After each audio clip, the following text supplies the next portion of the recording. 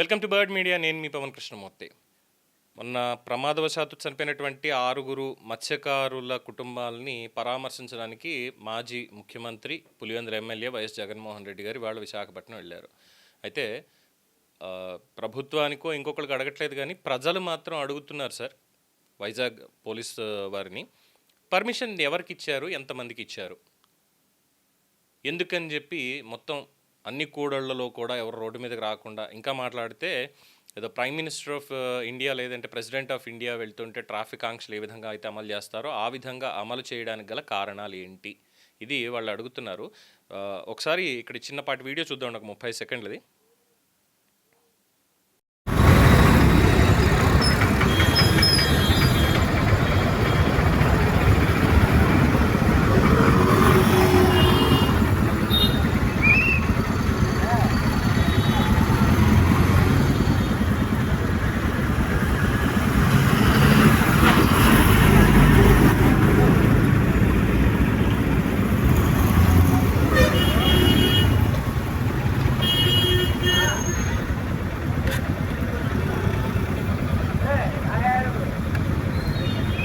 చూసారు కదా, ఇది మనకు పంపించినటువంటి వ్యక్తి అక్కడి నుంచి మాట్లాడుతూ, ఒకసారి చూడండి మా దుస్థితి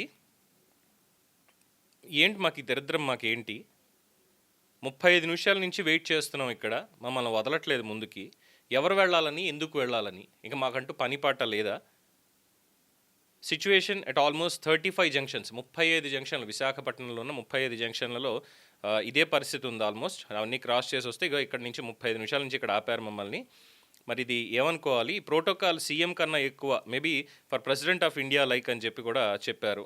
అలాగే ఆ వెహికల్ కాన్వాయ్ కానీ ఇవన్నీ కానీ ఏమవుతుంది పరిస్థితి, police should have restricted standing on foot base of vehicles, అది కూడా చెప్పారు. అంటే దానికి సంబంధించినటువంటిది ఆ వెహికల్ కాన్వాయ్ని దాని మీద చూస్తే, ఇది మాత్రమే కాకుండా అసలు ఎవరు సార్ ఆయన వెళ్లాల్సింది, పరామర్శకు వెళ్తున్నారు, ఒక మాజీ ముఖ్యమంత్రిగా పరామర్శకు వెళ్తూ ఉంటే ఆయన మంది మార్బలాన్ని, వందలాది మందిని మీరు ఎందుకు అలాగా అక్కడికి వదలాల్సి వస్తుంది, మీరేమో వాళ్ళనేమో మీరు ఎలాగో ఎదిరించడానికి లేకుండా అయిపోయింది. ఇక్కడ పాపం ఒక రకంగా చెప్తుంటే జాలి పడుతున్నారు పోలీసుల పరిస్థితికి. అక్కడ ఒక పక్కన బొత్స సత్యనారాయణ గారు లాంటి వాళ్ళు, మిగతా వాళ్ళు వైసీపీ నేతలందరూ కూడా మమ్మల్ని అడ్డుకుంటారా, మమ్మల్ని ఎళ్ళనివ్వరా ఇది అంటూ, మరి ఎక్కడెక్కడి నుంచి జన సమీకరణాలు ఇవన్నీ చేస్తున్నారు, పోలీసు అసలు పర్మిషన్ దేనికి ఇచ్చారో. ఇన్ జనరల్గా అయితే పరామర్శించడానికి పర్మిషన్ అవసరం లేదు, బట్ ఒక మాజీ ముఖ్యమంత్రిగా ఉన్నటువంటి వ్యక్తి కాబట్టి ప్రోటోకాల్ ఉండాలి కాబట్టి దాని ప్రకారం ఉండొచ్చు. కానీ ఎంతమందికి దానివల్ల మనస్తాపం కలుగుతోంది, ఎంతమంది ఇబ్బంది పడుతున్నారు, ఇది ఏమన్నా చాలా ఇంపార్టెంట్ మ్యాటర్. ఏమన్నా ఒక గ్రీన్ ఛానల్ ఏర్పాటు చేసి ఒక వ్యక్తి ప్రాణం కాపాడడానికో ఇంకొకదానికో రోడ్లన్నీ కూడా అలా పెట్టారంటే అర్థం ఉంది కనీసం. కానీ ఇక్కడ ఏమీ లేని దానికి ఆల్రెడీ ప్రభుత్వం దాన్ని పరిష్కరించడానికి ప్రయత్నించింది. దానికి సంబంధించి వాళ్ళ కుటుంబాలకి ఆల్రెడీ ఆసరాగా నిలిచి 10 లక్షల రూపాయల ఎక్స్గ్రేషియా ప్రకటించింది. అయినా ఇప్పుడు ఈయనేదో పరామర్శ పేరుతో రాజకీయం చేయడానికి వస్తూ ఉంటే పోలీసులు ఎందుకని చెప్పి అంతమందిని రిలీజ్ చేయాల్సి వచ్చింది, ఎందుకని ప్రజల్ని ఇబ్బంది పెట్టాల్సి వచ్చింది అని చెప్పి ప్రశ్నిస్తున్నారు.